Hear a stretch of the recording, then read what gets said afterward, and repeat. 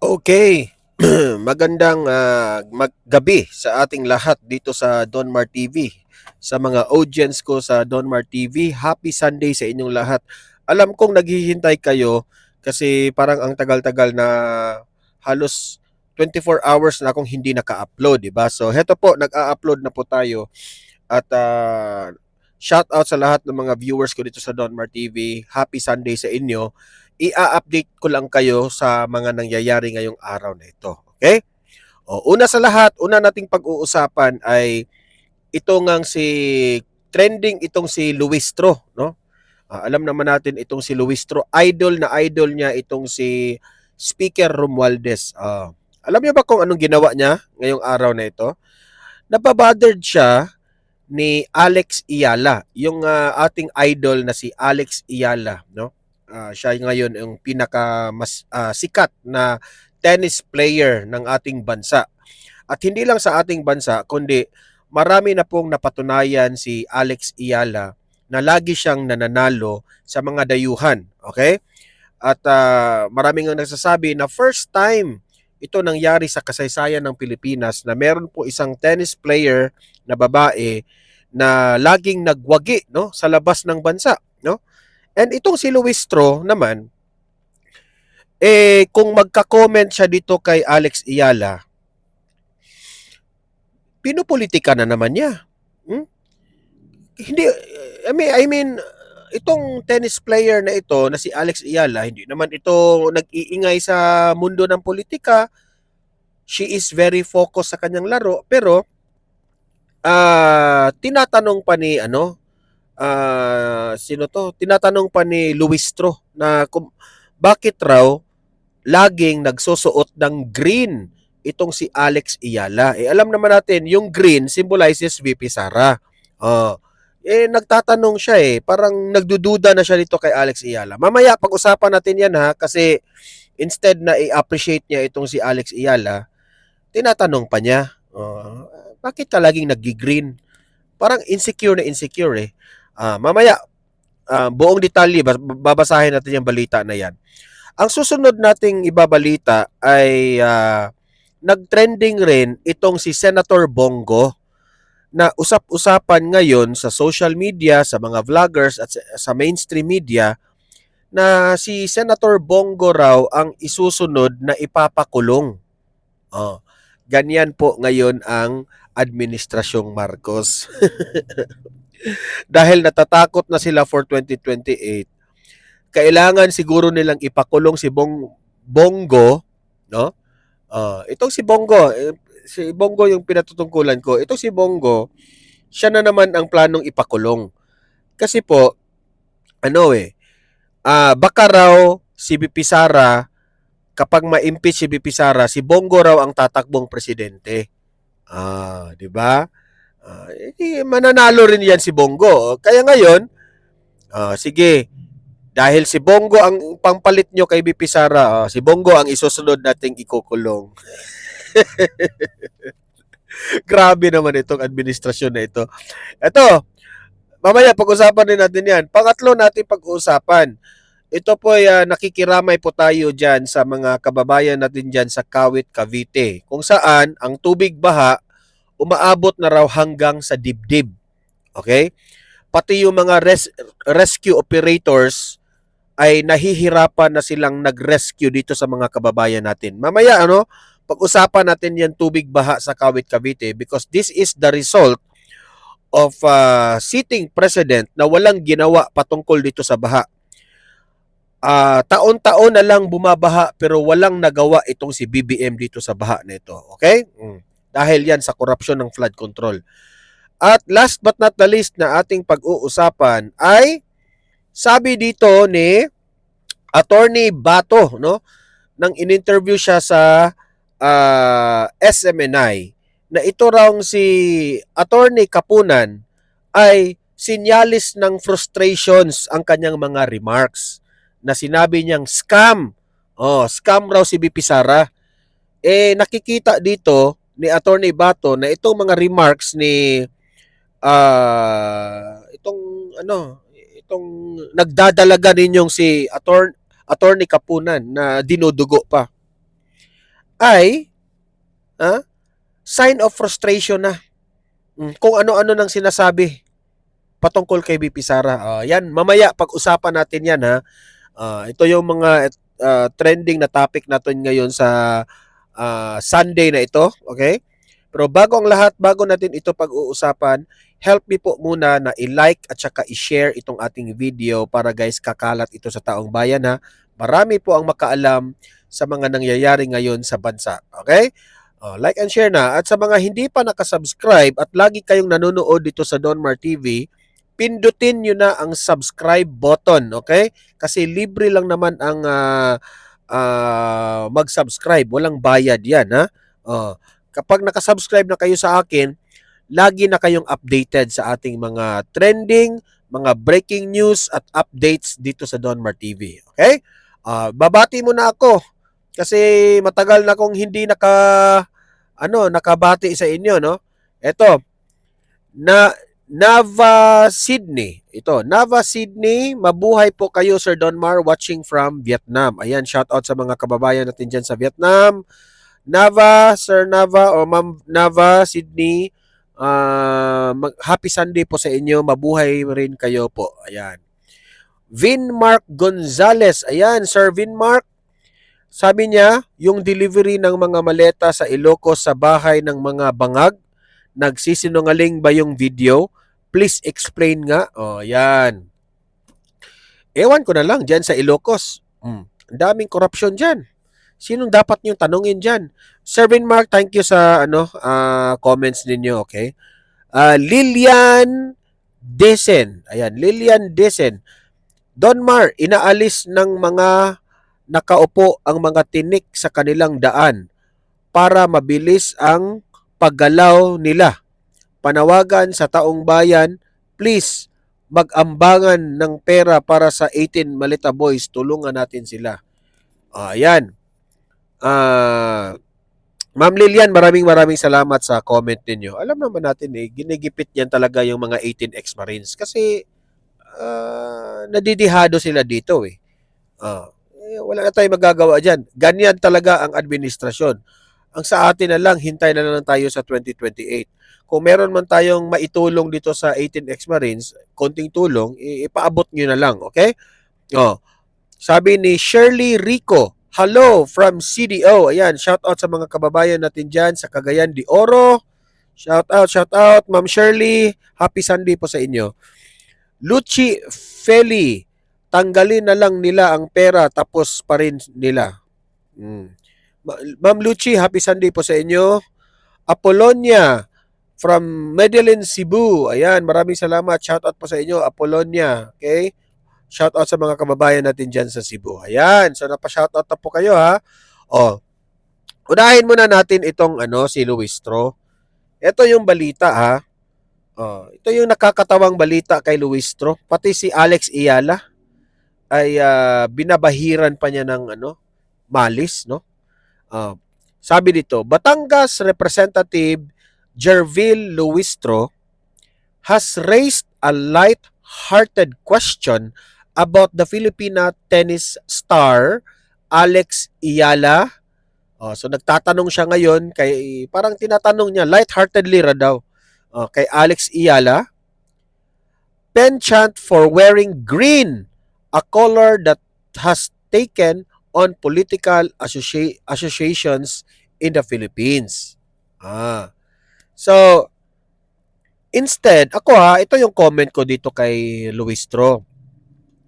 Instead na i-appreciate natin ang pagwagi, ang pagkapanalo ng ating Pilipina na sports tennis, no, na si Alex Iyala, ay bakit kailangan pa nating banggitin ang kulay ng kanyang sports attire o damit niya? 'Di ba? Hindi na lang ba tayo tututok diyan? Lagi na lang po pamumulitika yung ating iniisip, Luistro? Sobrang sablay ka dito, Luistro. Kahit nagtatanong ka lang, kahit may parinig ka lang na bakit ka naka-green o ganyan, anong nasa green, hindi yan dapat sinasabi. Ang dapat nating tutukan na magpasalamat tayo kay Alex Iyala na talagang hinila niya pataas yung ating bandila at nagiging proud tayo sa kanya na meron pong isang Pilipina na magaling maglaro ng tennis. Yun dapat ang ating tutukan, yung kanyang pagkapanalo, yung kanyang success that many Filipinos are inspired for Alex Iyala's achievement, na ang ating tutukan dito kay Alex Iyala na posible pala na kapag ikaw ay focus sa iyong trabaho, focus sa iyong passion, magiging wagi ka in the entire world. Yan ang ating tutukan, na maging tagumpay ang Pilipino sa lahat ng bagay. Pero ang iniisip niya, instead na i-appreciate natin yung tagumpay, di ba? Instead na paano ba napanalo ni Alex Iyala? Ano ba yung mga struggles niya? Ano ba yung kanyang mga preparations? Ano ba ang kanyang...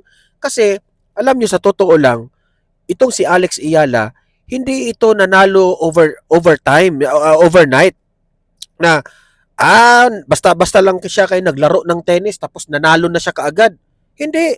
Marami pong pinagdaanan itong babaeng ito. Mga rehearsals, mga trainings niya, gumising ng umaga para mag-ensayo, mga drills niyan sa tennis, marami po siyang dinadaanan bago siya nakamit niya ang kanyang kampyon o kanyang pagiging wagi sa paglalaro outside the Philippines. Okay? So, doon tayo tututok. Doon tayo kukuha ng inspiration ni Iyala. Pero alam nyo ang kasablayan dito ni Luistro? Alam mo ba, sa lahat ng napansin niya, itong damit ni Alex Iyala, bakit raw naka-green si Alex Iyala? Ano raw nasa green? Alam naman po natin, when talking about politics, ang green po symbolizes Vice President Inday Sara Duterte. Okay? When talking about politics, marami po ang nagsisimbolo ng green, di ba? Green symbolizes nature, green symbolizes peace. Marami pong pwedeng i-symbolize natin sa green. Okay? Pero when it comes to politics, ang green po, VP Sara yan. Okay? So meaning to say, pinopolitika niya ang pag-comment niya dito kay Alex Iyala. Yun lang ang masasabi ko. Di ba? Anong paki mo, Luistro, kung mag-green si Alex Iyala, favorite color niya yan. Pero hindi ibig sabihin na nag-green siya ay makasara Duterte na siya. Di ba? Alam niyo, wala kang delikadesa talaga, Luistro, sa totoo lang. Magprangkahan po tayo, wala kang delikadesa. You are insulting our Filipina athlete. 'Di ba? Instead na sasabihin mo, ang galing mo Alex Iyala, patuloy lang ang iyong ginagawa na nakaka-inspire ka ng mga Pilipino. Ang napansin mo talaga yung damit? Gago ka talaga? Gago talaga ito siya. O, tingnan nyo ngayon, anong nangyari sa'yo, Luistro? Dahil sa AX, dahil kay speaker, merong AX, dahil kay speaker. Yan lang lagi mong sinasabi, di ba? Idol mo si speaker mong si Romualdez, di ba? O anong nangyari ngayon? Kakasuhan na siya ni Ombudsman. Sige nga, magsalita ka nga, Luistro. Alam mo, Luistro, sobra ka talagang pasaway dito sa bansa natin. Ewan ko lang kung mananalo ka pa sa susunod na eleksyon. Pati yung hindi nangingialam sa politika si Alex Iyala, pinagtripan mo pa yung damit niyang green? Gago ka ba? Naka-green yung tao. Wala po siya. Ako hindi po ako, I cannot speak for Alex Iyala kung bakit nag-green siya. Pero wala naman. Sa akin lang sa analysis ko, hindi naman siguro nag-green siya dahil idol niya si BP Sara. Hindi ko nga alam kung ano si Alex, anong political color niya, di ba? Or hindi lang siya talaga nangingialam sa politika. Pero bakit? Meron namang times na nag-all white siya. Meron namang times nag-all pink siya. Ngayon, green. Ayaw. Pati yung color na yan. Sa totoo lang, hindi ko rin alam kung kakamping ba ito siya. Yan kasi ang hirap sa atin dito sa bansa natin ngayon . kailangan talaga lahat na lang ng tao ikakategorize ka na ano ka ba, pinklawan ka ba o DDS ka? Ganun na talaga eh. Hindi pa pwedeng tayo magkaisa na lang, 'di ba? Despite of our differences sa ating political color, ma-DDS ka man o ano, sa atin 'yan. Given na 'yan. May kanya-kanya po tayong paniniwala when it comes to politics, pero when it comes to sports naman, pahinga muna tayo sa sa kulay politika, 'di ba? Kahit sa sports naman, i-appreciate naman natin yung mga athletes natin. Hindi yung puro na lang tayo pamumulitika. Let her be. Kung anong isuot niya, bahala na yan. Importante, i-appreciate natin yung tao na merong siyang dinadala na proud tayo. Di ba? Sobra ka talagang sablay, Luistro. Ewan ko na lang ha, kayong mga na tagapakinig dito sa Donmar TV. Ito may sasabi ko, huwag nyo nang iboto ito. Talagang sa distrito ni Luistro, alam nyo na kung anong gagawin ninyo sa babaeng ito. Huwag nyo nang ipanalo yung mga ganyang klaseng tao. Wala talaga. O heto, nag-trending rin itong issue patungkol kay Senator Bongo na siya raw ang isusunod na ipapakulong ng administrasyon na ito. Ito ha, pakinggan po natin itong vlogger na si Jesus Duque. Ito po ang kanyang analysis ha. Pakinggan po natin at magre-react tayo dito. Ito po ay patungkol kay Bongo rin ha. Gusto niyo bang magalit, ha? Maipapanood ako sa inyong video. Kaya lang bubulong lang ako kasi nandito ako sa airport eh. Panoorin niyo ang video ito para magalit kayo. So we were supposed to meet the president at the time. But instead, hinarap kami sa tatlong tao. Hindi ko na lang babanggitin kung sino.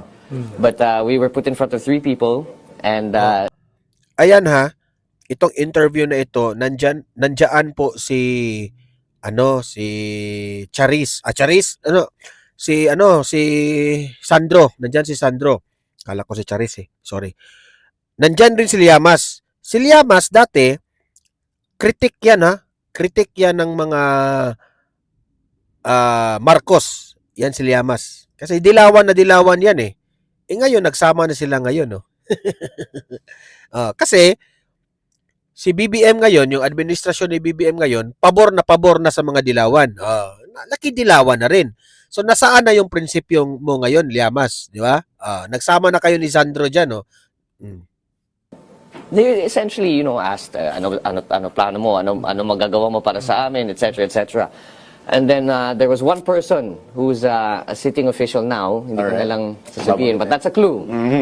He's a sitting official now. Sinabi niya kay Pangulo na, sige, suportahan ka namin on the condition that kami yung mamimili ng ES, kami yung mamimili ng Speaker, kami mamimili ng Senate President, kami mamimili ng Secretary, basta marami silang hiningi. Marami silang hiningi. I can imagine them saying... And then when we left the palace. Ito yung duda ko eh. Duda lang ito ha. Pagka si BP Sara ang pinatutungkulan ni Sandro dito. Naninira na naman dito. Tumingin tatay ko sa akin.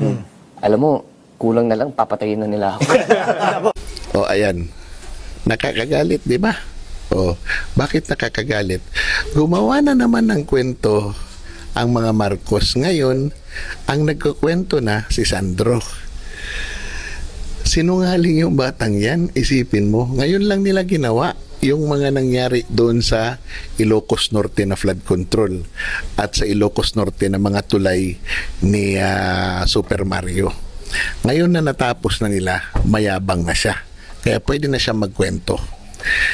Ano ba ang extraordinary doon sa kwento?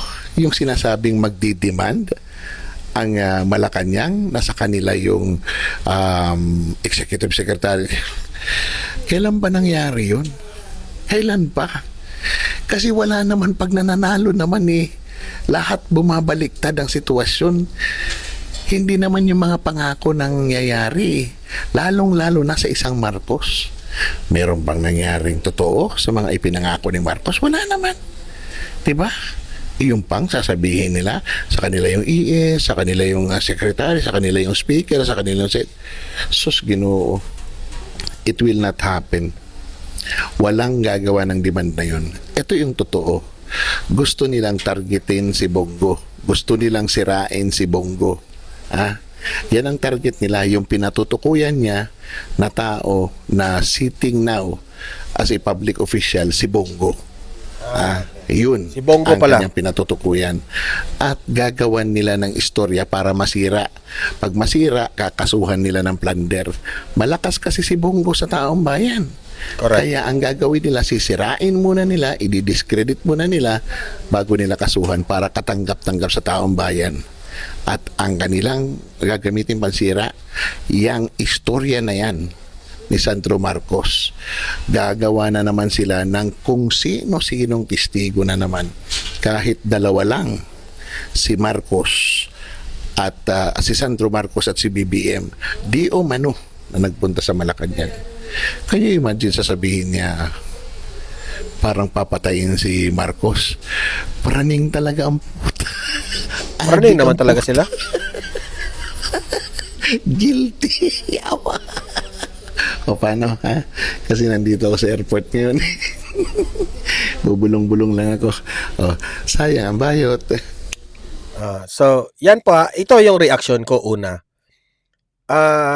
Ayon kay Jesus Duque, itong si vlogger na si Jesus Duque, si Bongo ang pinatutungkulan doon ni Sandro. Pero ang sa akin naman, ang pinatutungkulan doon ni Sandro, it's either si Bongo, pwede rin si VP Sara. Kasi ganun eh. Ang sabi doon, sige, susuportahan natin si BBM. Basta sa amin yung ES, Senate President, ganun, ganyan, diba? Ngayon, tama rin naman itong si Jesus Duque na sisiraan nila ngayon itong si Bongo. Kasi alam naman nila na pwedeng maging Vice President itong si Bongo kay VP Sara sa pagdating ng 2028. Or, baka siguro, nakakasiguro na ang administrasyon na ma-impeach si VP Sara, natatakot sila na ang tatakbong presidente sa mga DDS ay si Bongo. At sure win talaga yan. Kasi alam naman po natin na si Bongo, sa panahon niya, nag-number 1 rin siya sa mga senador na tumakbo. Because naka-align po siya sa mga Duterte. At yan po ang ikinatakot ngayon ng administrasyon. Sa madaling salita. Okay?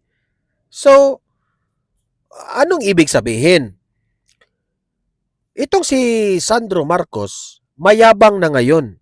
Mayabang siya kasi ang kanyang mga proyekto sa Ilocos, tinatapos na ngayon ni Vince Dizon.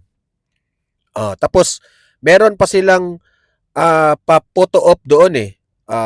Nakabidyo pa na nakatingin doon sa trinatrabaho. Talagang tinutodo na nila kasi may video nang nakatutok sa kanila eh. Na ito na, tinapos na nila. Kasi kung hindi ito in-expose ni Jesus Duque, yung mga kabalastugan dyan sa Ilocos, hindi yan matatapos. Ngayon na tinatapos na nila, ang yabang-yabang na ni Sandro Marcos. Di ba? Ganyan po sila. Saka sila magtutodo ng trabaho kapag sinisita na sila, kapag ine-expose na sila. Yan ang problema sa Marcos administration. Takot na kayo ngayon kasi na-expose na yung kabalastugan nyo. So ngayon, naipakita na nila sa taong bayan na tinapos na nila yung flood control. Ang yabang-yabang na ni Sandro. Ganyan sila. Kaya, 2028, goodbye sa inyo kasi sirang-sira na talaga kayong mga Marcos kayo. Sandro, sus, yabang lang yung may nalalaman pa. Ewan ko lang kung totoo ha, yung vape na yan, nahawak mo pala yung vape. Ewan ko lang, nagtatanong lang kami, dahil yan pala ang dahilan, yung vape na yan ay mahirap na raw magbenta ng vape, no? Sabi ng mga mga kaibigan kong nagnenegosyo ng vape kasi hawak na nila yung vape na exclusive lang kung sino yung makabenta ng vape. Yun lang, di umano yan ang mga sabi nila. Ngayon naman, ipapakita ko sa inyo gaano kapalpak itong administrasyong Marcos. Tingnan nyo ang nangyari sa bansa natin. Dahil sa kakulangan ng pagmamahal ng kapwa natin Pilipino, ilang taon na tayong nagproproblema dito sa baha na ito, hindi pa rin ito na-solve ni BBM. Ito po nangyari. Ito yung sa Kawit Cavite ha. Yan oh. Kawawa. Nakikiramay po tayo dyan sa Kawit Cavite.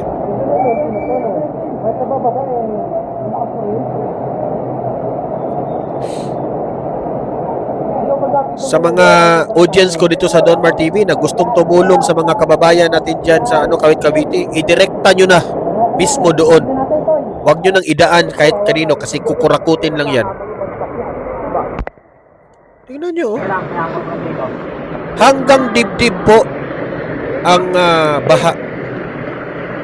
Ito po yung 5,500 flood control project ni BBM.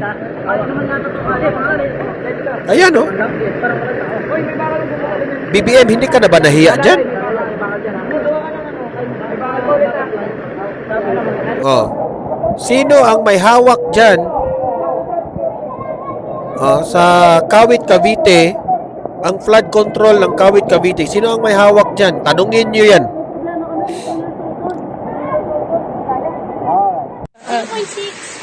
Kapit Ayan, lang, oh. kapit lang, kapit. Kawawa. Makakasurvive din yan. Kapit lang.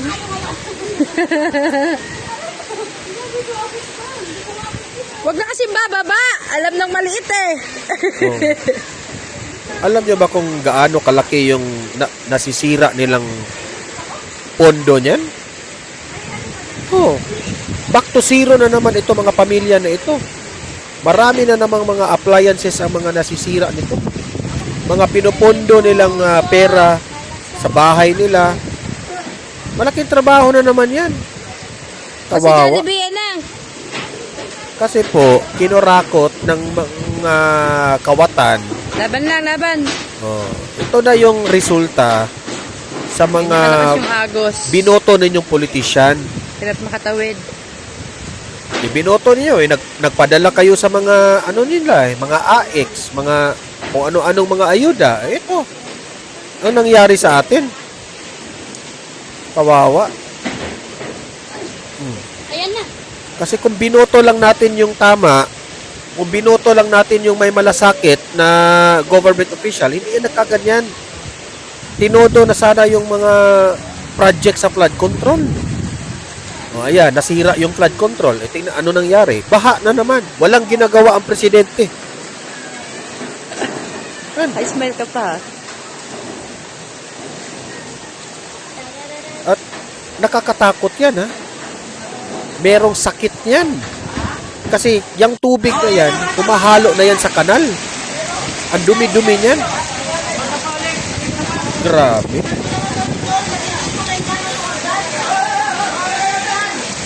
Kawawa.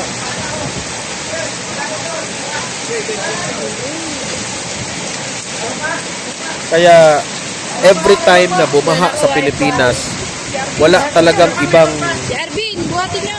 wala talagang ibang maiisip ang taong bayan, korupsyon sa flood control. Oh. Every year na ito, Ano ba yan? Kakalima bata basta niyan si BBM ang presidente, ganyan ang mangyari.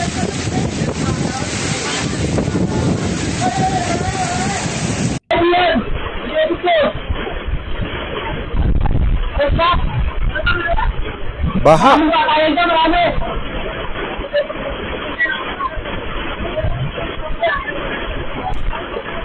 Tingnan niyo ang baha.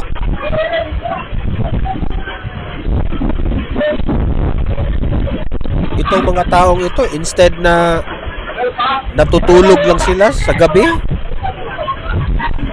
ang iniisip ay hanap buhay. O, tingnan nyo. Nagpo-problema pa sila sa...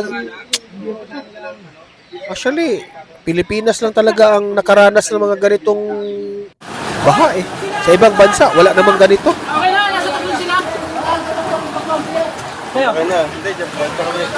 Grabe.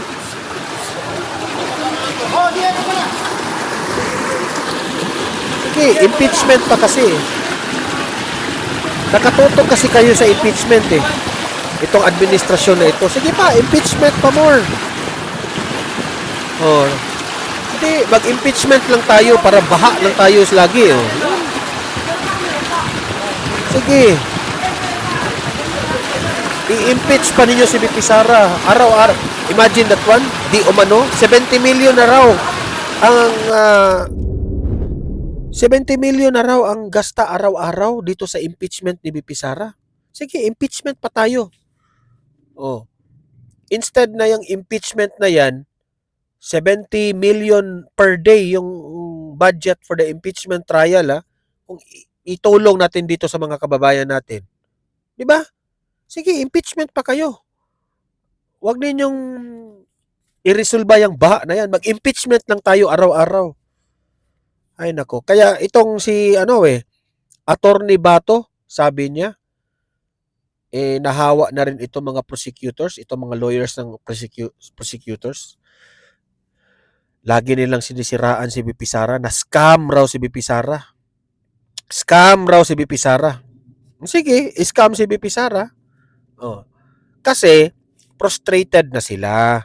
Alam nila na mahina yung kaso nila sa impeachment. O ito, panoorin natin si Attorney Bato sa kanyang explanation na ito raw si Attorney Kapunan frustrated, desperado na kasi mahina yung kaso nila. Based on my observation kasi, first is that nag-soundbite si Kapunan ng scam, which is unethical actually, no? Alam mo, kung nasa court kami, pagalitan kami, baka ma-contempt kami niyan sa regular courts, no? But Attorney Kapunan knew na hindi yun mangyayari because impeachment proceedings ang nangyayari. And it involves to court the public opinion. So nag-soundbite siya, nag-last word siya ng scam. Akala niya magkakaroon ng effect sa mind ng lahat ng mga tao favorable to them. In fact, mas lalong lumala po. Now, because when you make those sarcasm remarks, tapos yung mga rhetorics na ganyan, hindi po yan acceptable sa mga nakikinig, especially doon sa mga nag-support kay VP Inday Sara. Now, after the trial, she made a remark about that fact na isauli niyang pera at mag-apologize, mag-accounting at wag nang tumakbo sa 2028. Yung last part, no, as I analyze, yung statement nila is a sign of frustration. Kasi na-feel talaga nila na tagilid talaga ang bangka. Why? Because you would not say that na idlatag mo na ang talagang point pala ng pagpapile ninyo ng kaso niyan is to remove a political enemy who is ahead this coming 2028. Di ba? Kasi sabi niya, huwag ka nang tumakbo sa 2028. Yung term na huwag kang tumakbo sa 2028, yun pala talaga ang purpose nila na hindi makatakbo si VP Inday Sara. Not because of accountability, not because gusto niyang i-impeach ang impeachable official because of this misuse, para pala hindi siya makatakbo sa 2028. Alam mo, kung tingnan mo na yung konting body language at saka yung mga salita nila, pag i-analyze mo yun psychologically, nababasa mo yung ano talaga ang kanilang nasa isip at ano lang ang focus nila. Kasama na ba dyan yung, "Hoy, don't answer"? Kasama Actually, na dyan, attorney. Bawal yan, no? Kung ang regular court, the judges yan, refrain from doing that, counsel. You cannot do that, no? Actually, meron kaming CPR, yung Code of Professional Responsibility, yung CPRA namin. Hindi talaga kami pwedeng gumawa ng ganyan, no? But understandably, 48 years in practice, tanda na rin ito si Kapunan, no? Kumbaga, made na rin, diba? But she knew that it is an impeachment proceeding and the senator judge will not contempt her.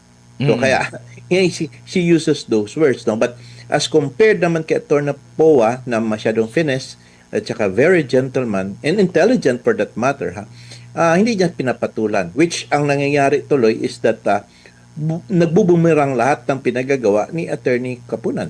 Parang binubuli niya ang Actually nga ang daming naka-compare kay Attorney Kapunan at itong si Attorney Poa.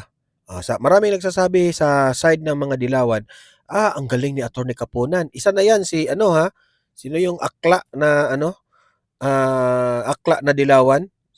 Yung akla na disbar rin pagka-attorney. sabi niya, ang galing-galing raw ni Kapunan. Ang layo ang layo naman ni Attorney Kapunan kay Attorney Poa. Si Attorney Poa very ano yan very professional, no? Walang makikita mo kay Attorney Kapunan talagang hindi insecure, walang insecurities, 'di ba? Nakipaghalubilo nga sa lahat. Tapos hindi pa mayabang. Hindi kagaya nitong si Attorney Kapunan, ang yabang-yabang. Oh. Binubuli niya ang respondent counsel at binuburi niya ang proceedings. Wala siyang respeto doon. So, ang tingin ng mga tao tuloy, naiinis tuloy sa kanya at pati sa prosecution. Tsaka yung inaangguluhan nila na sa mahabang panahon na may maling ginawa ang presidente, ginawa nila ng issue, ginawa nila ng gimmick, ginawa nilang propaganda, yung si Mary Grace Piatos. Ito ba'y natuldukan sa nakalipas na impeachment trial, attorney? Weird, bro, kasi napansin natin, Mar, no? 70,000 lang pala. Akala ko ang daming Mary Grace Piatos, yun lang pala, no? 70,000. And in fact, hindi naman na-prove talaga nila, no, na yung si Mary Grace Piatos is totoong tao, hindi. But the truth is, may pirma siya, di totoong tao siya. Now, when confronted with that issue, kung bakit na-investigate mo ba si Mary Grace Piatos, sabi ni Attorney Wamil is that, ang nangyari po kasi is that hindi na namin na verify kasi meron mang pirma tsaka wala naman nakalagay na alias. But, yun pala, meron palang provisions to the joint circular na pwede pala siyang magtanong at mag-investigate. But he did not, no? There is a loose there in the interjection na sinabi niya yun, no? And, gubaga, yung Senator Judge na nagtanong, medyo tinambyo ka agad, no? Kasi sinabi nga niya, meron nga provision na magtanong, pero hindi niya tinanong. So, Mary Grace Piatos, na-establish na naman na patulungan tuloy din ni Senator Judge Lacson. As I said, sabi niya, kailangan talaga ng alias. I've been an PNP chief and I knew what's happening. We cannot state the name of the person. So, hindi natuldukan si Mary Grace Piatos. In fact, Mary Grace Piatos is known as really as an alias, and natanong pa nga ni Lacson, may clearance ka ba to determine that sealed vote? Na kumbaga, yung meron kaming vote para sa confidential informants na doon talagang tunay na pangalan. So, meron ka ba clearance to open that? Wala po. Kaya pala wala kang clearance. Yan ang problema sa circular na yan. Dapat ayun na. Binanata na naman ni Lacson.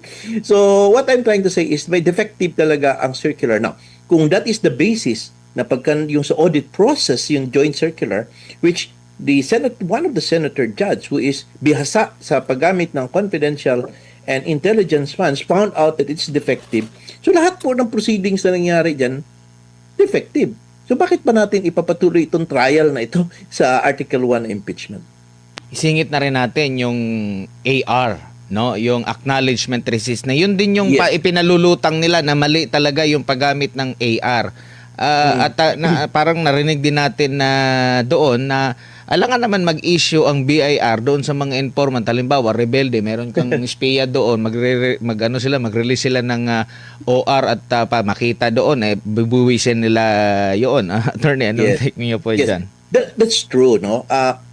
Actually, ang hinahabol na rin, kung pagdating sa purchase of information, no problem. I think hindi nila tinitira yun, no?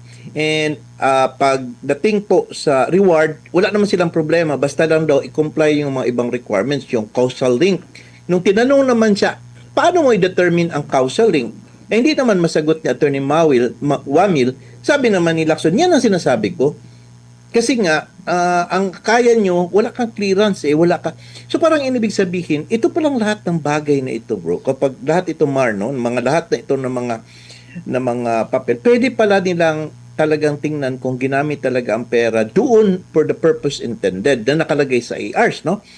If they have this authority to conduct physical audit. So, pwede man silang pumasok, ipatawag nila yun. Siguro mag-close door sila doon sa agency and then i-open yon. Pero wala Kasi I understand, pag confidential intelligence firms, as stated by Lacson, meron talaga silang listahan niya ng mga confidential informants at saka yung mga sensitive informations which can be seen by the COA kung gusto pabuksan, kung may clearance ka at kung nakalagay sa joint circular. Wala kasi So, having said that, hindi talaga ma-prove ang misuse. Ang ginagamit niya yung presumption na meron daw misuse kapag hindi ka makapagbigay. Pero tama naman yung sinabi mo, hindi pa naman final ang notice of disallowance. Kasi as I remember, yung opening statement ni Attorney Season, may motion for reconsideration pa daw sila na hindi pa yata na-resolve. And even if it will be denied, they can still go to the Supreme Court under Rule 65 via a petition for certiorari for grave abuse of discretion. But, gidepensahan naman ni Wamil, no? Yan ang problema when you try to defend your post, maybe because pinoprotektahan mo yung narrative na inutos sa'yo, na protektahan mo. Nagalit tuloy si Chis Escudero, sabi niya, di ba, ayun na naman ikaw, kanina ka pa. Ito ba, kapag na-file ba, pending pa rin yan, paano kung mag-issue ng TRO sa Supreme Court? I-enforce din yan? Hindi po, yun lang. Galit pa si Chis Escudero. Yun po ba? Actually, ang testimony ni Attorney Wamil was really obliterated, no? Nagkaroon ng final nails in the coffin through the interjection of several judges, no, during the time of their interpellation. Mm-mm. And dahil hindi pa nga final, hindi pa executory, kumbaga dito malinaw talaga na nagkaroon ng selective justice ba? Kasi Klaro. sa dinami-dami ng mga ahensya at sa dinami-dami, actually sa kapakanan ng ating mga kababayan, accessible po ha yung mga reports ng Yes. COA na ako kasi pag masyadong marami kasing attorney, doon ako sa pinaka-last Sa pinaka-last kasi nandun yung mga recommendation, mga puna nila. Yes. Ang dami, halos lahat siguro, kung hindi lahat, halos lahat yung meron talaga silang so ibig sabihin ba masama na, at kung may mga pagkakamali ba dito, automatic pagkakamali ang ng kasi kung halimbawa may notice of disallowance o problema doon sa pera ng Office of the President, may kasalanan na diretso agad kung ganyan yung tsuri na ating susundin po, attorney. Yes. Alam mo sa confidential in intelligence funds, no, wala talaga pa ako nakita ng mga recommendation pagka merong notice of disallowance na immediately i-refer sa ombudsman.